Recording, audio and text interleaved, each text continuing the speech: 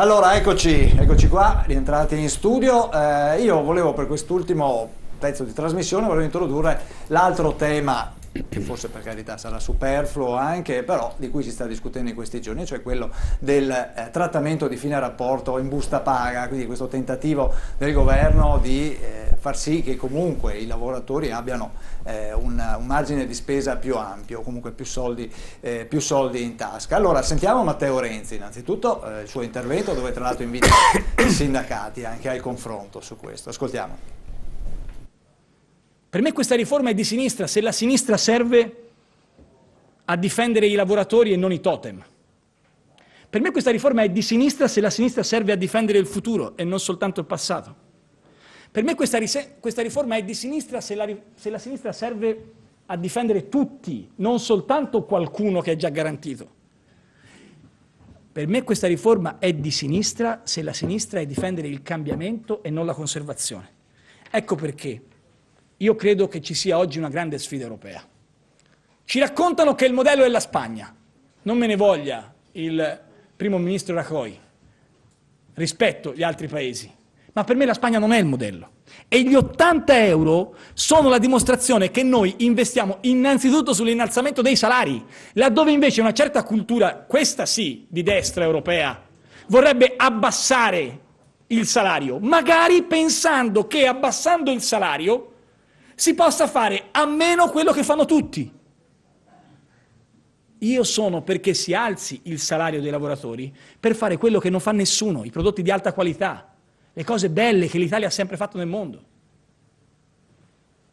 Ecco perché siamo disponibili ad accettare la sfida che deriva da una parte del sindacato e anche dal mondo dell'impresa, perché il trattamento di fine rapporto possa essere inserito dal 1° gennaio del 2015 nelle busta paga direttamente, a condizione naturalmente che si creino quelle riserve di liquidità, magari attingendo anche alla manovra della Banca Centrale Europea, attraverso un protocollo tra ABI, Confindustria, Governo, per consentire alle imprese di avere quella liquidità, le piccole imprese, naturalmente mi sto riferendo a quelle sotto i 50 abitanti, figli dipendenti, e soprattutto quelle sotto i 10 dipendenti, per consentire un ulteriore scatto del potere d'acquisto e della dignità del singolo lavoratore.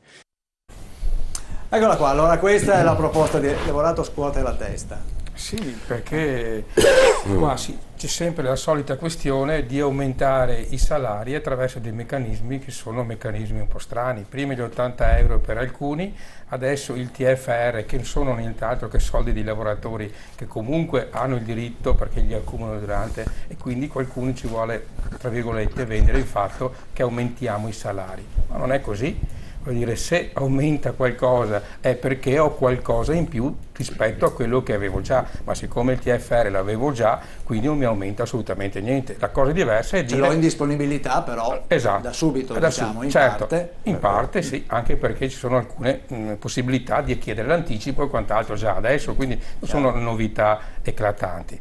Però se questo serve, la discussione si può aprire se questo serve. L'importante è che non venga venduta ancora una volta come un aumento dei salari, perché sentiremo ancora un'altra volta i lavoratori presi in giro. Non funziona così. Noi dobbiamo invece tentare di fare altri ragionamenti. L'altra volta è stata una presa in giro. Cosa? No, rispetto agli 80 euro che è una modalità strana. Ma perché gli 80 euro sono stati creati, primo, perché si doveva con questo volano virtuoso aumentare i consumi. Finora non abbiamo visto nulla. Allora secondo, visto che non sto dicendo questo. Secondo, c'era la copertura che adesso forse non si sa dove c'è la copertura, perché anche sta spendi review che doveva essere fatta, adesso i soldi non ci sono. Poi c'è un po' di magia sui soldi, non si sa quando ci sono, poi spariscono, poi riappaiono, quindi non si sa se continuano. Poi si doveva essere estesa ai pensionati e anche a altri tipologie di lavoratori, adesso è sparito anche questa. Cioè, sì, ma potrete essere contenti che da zero almeno c'è qualcuno che ha dei soldi in più di prima? O no? Ho detto che sono scontento.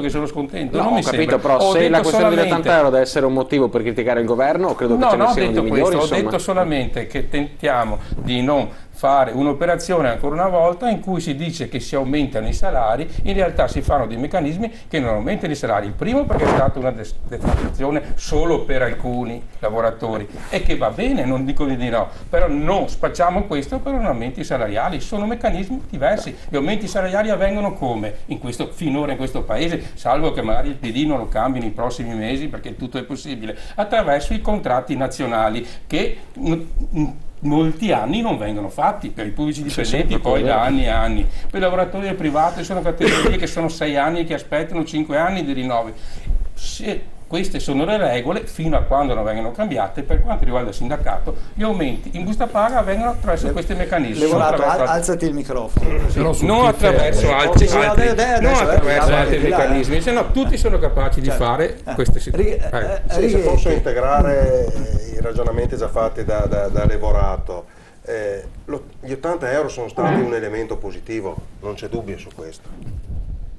Come sindacato abbiamo dato, TFR ad esempio, pensiamo ai giovani, abbiamo dato un giudizio positivo, questo è il problema. E dando un giudizio positivo ribadisco che sarebbe il provvedimento migliore quello di estenderlo a tutta la fascia del lavoro precario, del lavoro parasubordinato, perché sarebbe un elemento certo di crescita del potere d'acquisto, del reddito di questa fascia di lavoratori. E per questo non sarebbe utile la riduzione dei contratti, oltre che ai pensionati, delle tipologie di contratto, oltre che ai pensionati, mentre il TFR sarebbe un ulteriore intervento che oltre a essere non un aumento di salario perché sono soldi dei lavoratori, sarebbe delimitato a chi lo prende il TFR, che sono sempre di meno.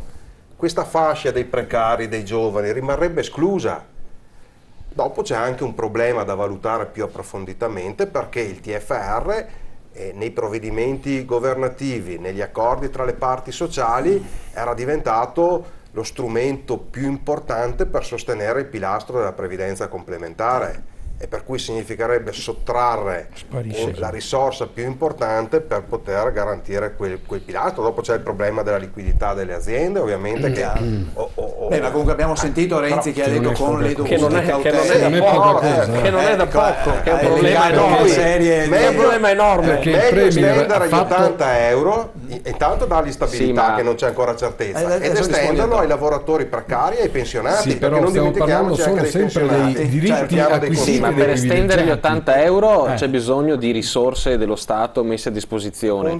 Per dare il TFR in busta paga si utilizzano semplicemente i soldi dei lavoratori che non è chiaro, questo è evidente. Se non si estendono gli altri, no, permettetemi, se non si estendono gli 80 euro è perché evidentemente le condizioni economiche attuali non lo permettono ancora. Renzi ha spiegato che la prima operazione che sarà fatta nel momento in cui le condizioni economiche lo permetteranno sarà quello di estenderlo anche agli incapienti, no? Per fare una lotta alla povertà, anche a chi un lavoro che ti permette di avere questi 80 euro in più in busta paga non ce l'ha.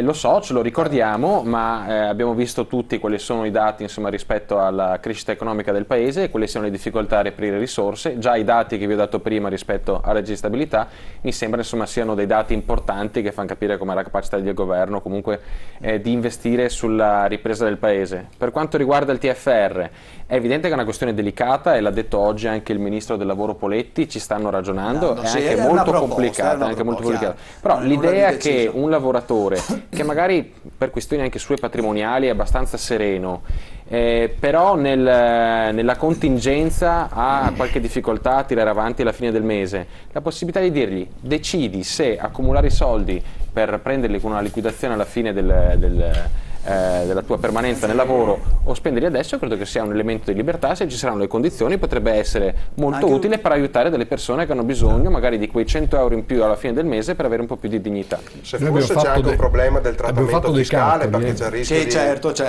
perché abbiamo fatto dei calcoli.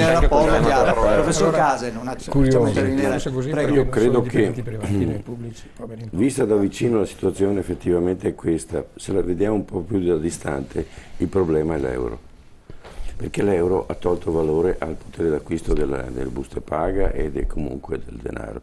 È una valuta che costa molto, perché per poter guadagnare devo lavorare molto e devo investire molto, e quando vado a spendere non ho potere d'acquisto. È un fenomeno mai successo prima.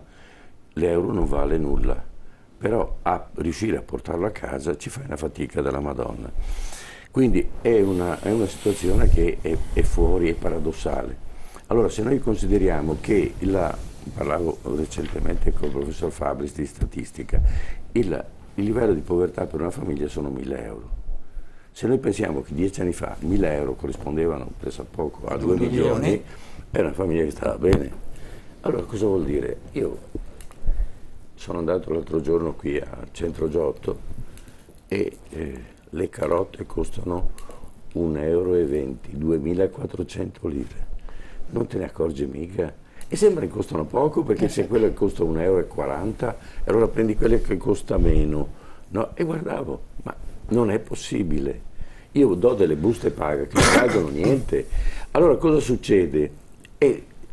Siamo costretti ad andare a intaccare il TFR, che è il tesoretto che uno mette da parte e che alla fine della sua vita avrà un minimo di riserva, ma però questa riserva servirà ai figli, perché i figli poi, per avere uno start-up, un inizio della propria vita, hanno bisogno di un po' di aiuto. E quindi secondo lei è meglio riceverlo tutto assieme che non un po' alla volta? Ad esempio un giovane che lavora magari... È sempre stato bene così. Adesso in una fase di necessità andiamo a intaccare anche quello e dopo abbiamo raschiato il barile. Non è la soluzione.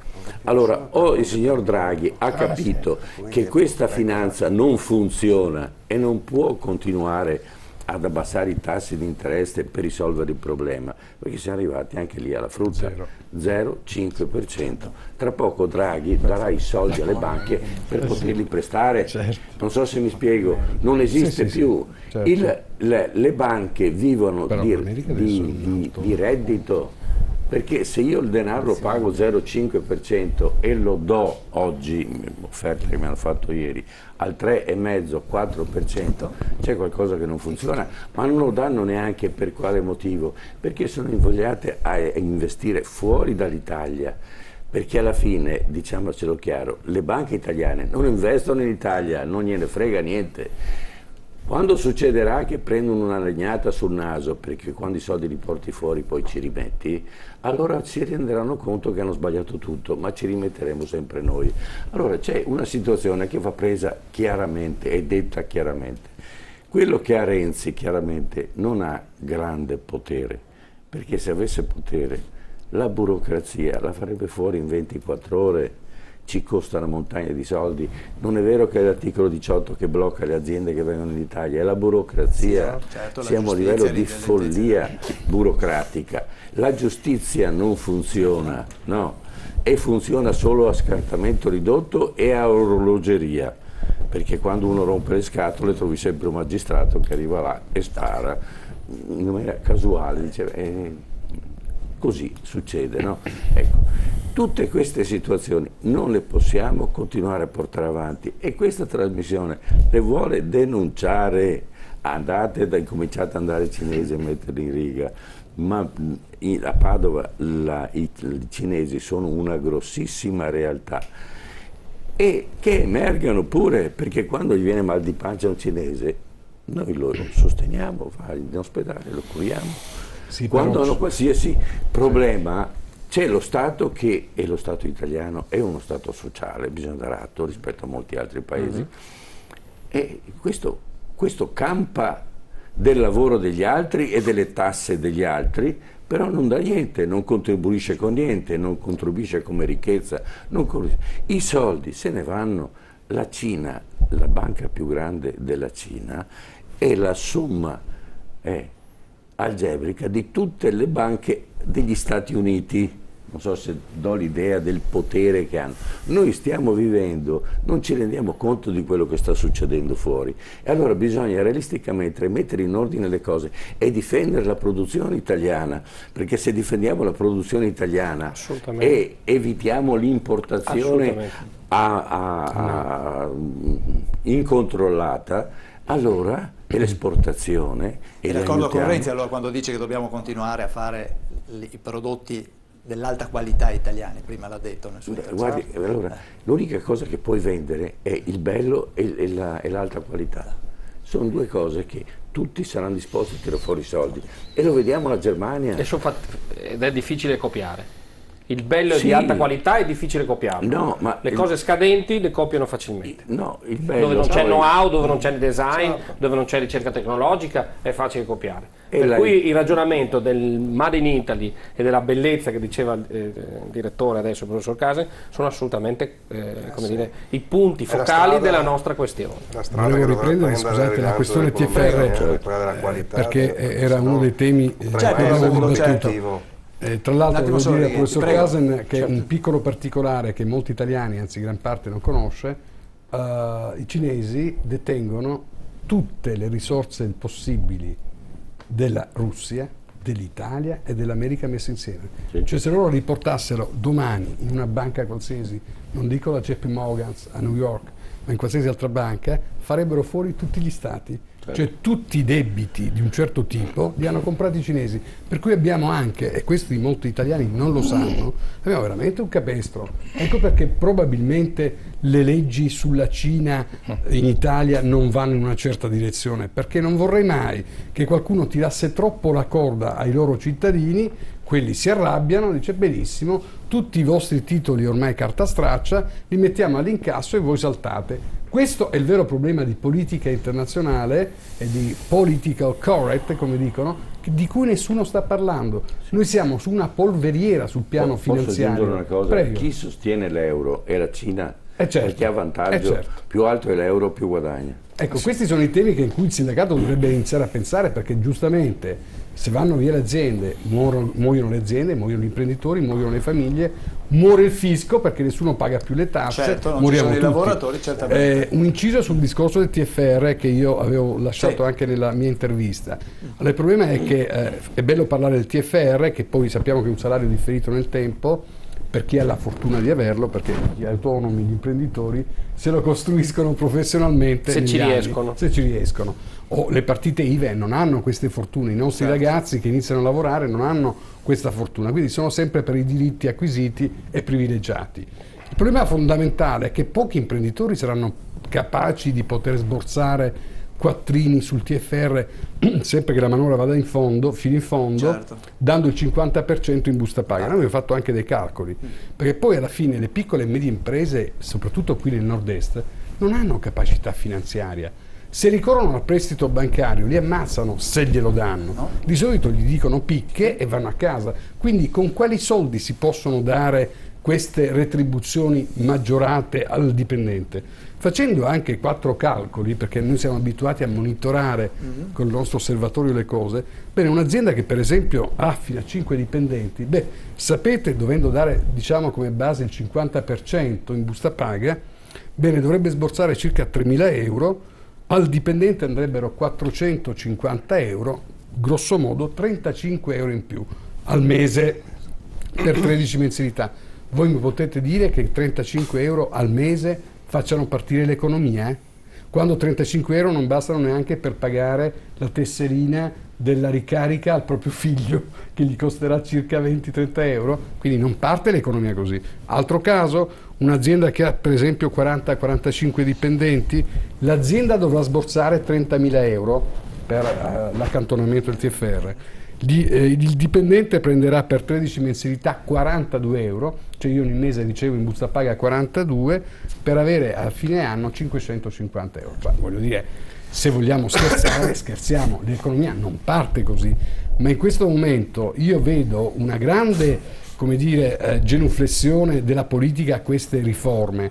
Non vedono però che gli imprenditori non hanno liquidità e qui non ci sono proprio possibilità di avere questi esborsi maggiori, perché già ci sono buchi tremendi. E poi, scusate, l'INPS che fine farebbe? Il 50% dei fondi TFR, come previsto dalla fiscalità, servono per garantire e il buco dell'INPS chi lo rimpingua dopo il 50% di tutto questo, saputo che la manovra potrebbe andare, se va fino in fondo, intorno ai 14.000 miliardi. Quindi chi è cioè, vuol dire, prima che si facciano queste manovre eccetera a scapito però della collettività, perché l'imprenditore dovrà anticipare delle somme, l'INPS l'Inps dovrà in qualche modo far fronte, e questi buchi di bilancio chi li impinguerà? Cioè, non lo so. Quindi io spero che ci sia un'attenta analisi a livello politico, sperando che ci sia qualcuno che ne capisca di contabilità e di fisco all'interno del Parlamento, perché sono tutti avvocati, tutti commercialisti, tutti politici,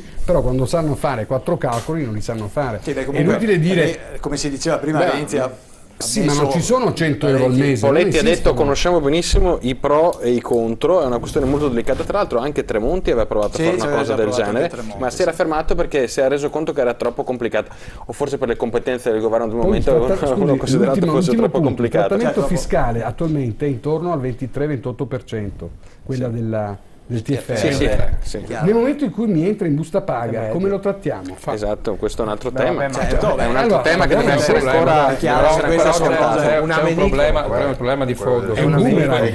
Sono soldi dei lavoratori, quindi in caso di necessità dovremmo almeno rivedere la possibilità e l'elasticità di poter far fronte a delle richieste dei lavoratori un po' meno rigide, cioè il fatto che io debba aspettare 8 anni, le possibilità per i quali devo magari aspettare 8 posso... anni e che il ventaglio dei criteri per dare il TFR, ampliarli, aumentarli, ecco, su questo si può lavorare e quindi venire incontro, su questo siamo d'accordo.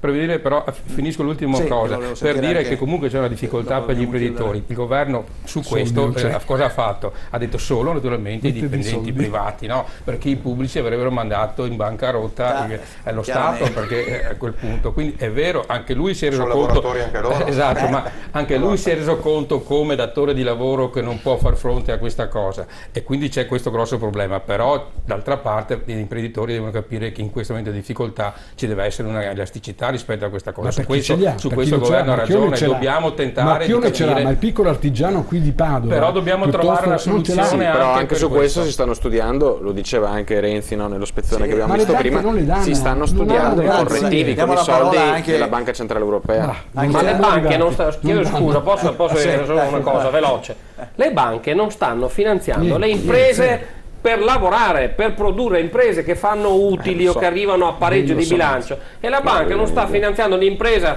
della gente che lavora. Come pensiamo che la banca possa finanziare l'impresa? No, infatti questa cosa si fa se c'è un protocollo, lo diceva anche prima, un protocollo firmato dall'ABI, che è l'associazione che racchiude tutte le banche, che si impegnano a prendere questo della BCE per... L'impegno non è un obbligo. Sulle banche ci deve una puntata. Ho capito, nella misura in cui lo dovessero farlo si rivedrà la misura.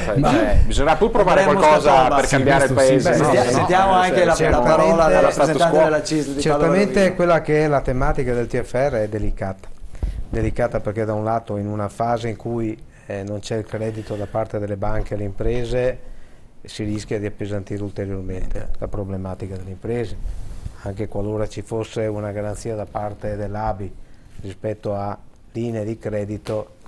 È un dato di fatto che un'impresa il TFR lo paga comunque in termini di accantonamento, per gli interessi lo paga all'1,5%, adesso come adesso, con l'attuale dinamica, nel momento in cui deve andare a recuperare in banca questi soldi, non so quanto potrebbe essere quello che è eventualmente l'onere che la banca gli richiede. Ma è un elemento, perché questo? Ma non perché qua si tratta sempre di proteggere le imprese o proteggere i lavoratori, perché dove c'è l'impresa ci sono i lavoratori. Questo è il dato di fatto. Secondo aspetto, a mio parere, una cosa che non viene sufficientemente valutata è che il TFR con le riforme sulle pensioni, oggi un ragazzo, io non penso che siano i privilegiati, perché per fortuna sono ancora la stragrande maggioranza delle persone che lavorano, c'è una nicchia di persone che non ha il TFR a cui dovremo, proprio grazie a questo confronto con il governo, allargare anche a loro quel diritto, perché la scommessa è qua, se no andremo a fossilizzarci sul problema articolo 18 sì, articolo 18 no, e non è nostra intenzione come sindacato. Però bisogna cercare anche di trovare il modo di comprendere che le ultime riforme delle pensioni, del sistema pensionistico, hanno ormai messo in condizione che un ragazzo giovane che va a lavorare, quando avrà da recuperare la sua pensione, ipotesi oggi prende 1.000 euro, domani deve campare con 500 euro. Vuol dire il 50%, questo ormai è diventato il meccanismo. Il TFR rientrava dentro nella logica degli accordi fatti sulla riforma delle pensioni, ribadisco, accordi che anche il sindacato ha fatto quando è stato, alcuni li ha subiti, alcuni li ha fatti rendendosi conto delle esigenze per il Paese. In quella logica lì il TFR diventava indispensabile e necessario per permettere ai lavoratori di farsi quella seconda gamba, di permettergli di aumentare quelle 500 euro e magari integrarle con altre 250-300 euro per permettergli una vita dignitosa, perché il problema sarà un domani, quando sempre presi dal contingente, oggi dobbiamo buttarli sulle buste paga perché devono fare volume, perché devono far ripartire l'economia e poi vedremo, e un domani avremo masse di persone che avranno 500 euro al mese, se fosse la data di oggi, che andranno a bussare davanti ai comuni perché non riusciranno a campare, nel senso che se oggi ci sono i pensionati che purtroppo molti stanno male, avremo un futuro di giovani pensionati un domani che staranno malissimo. Allora il problema del TFR è un problema che va preso con la giusta delicatezza. Io auspico che dentro nel confronto si troverà una soluzione. È chiaro che se oggi fosse un giovane e avesse il TFR accantonato, due dati, e dopo ho un dato e dopo smetto. Quando parliamo di TFR parliamo di 22 o 23 miliardi di accantonamento che vengono messi là, il 50% restano nelle aziende e il 50%, praticamente, anzi il 50% restano all'interno delle aziende e l'altra metà è ugualmente, come si dice, smistata tra quello che va nei fondi previdenziali e quello che va invece ai fondi INPS. Questo valore qua è un valore importantissimo.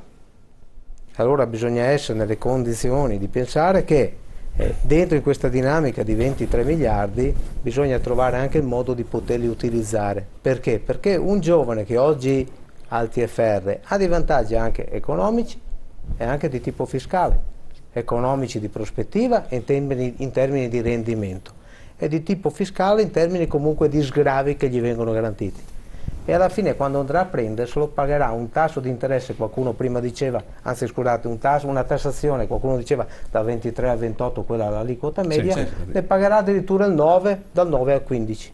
Quindi è una situazione che sicuramente va valutata bene e non solo dal lato del contingente, cioè oggi bisogna buttare denaro fresco perché l'economia deve girare e magari tutti quanti i denari freschi che vengono buttati vanno sempre a finire nei comuni. Perché bene o male col federalismo è quello che capita oggi. Allora dobbiamo valutare. Grazie, ci fermiamo qua per questa sera. Grazie agli ospiti in studio che hanno animato questa serata, grazie ai telespettatori che ci hanno seguito. Mi scuso con i tanti che hanno telefonato, sono rimasti in attesa e non abbiamo potuto passare in trasmissione, sarà per la prossima volta.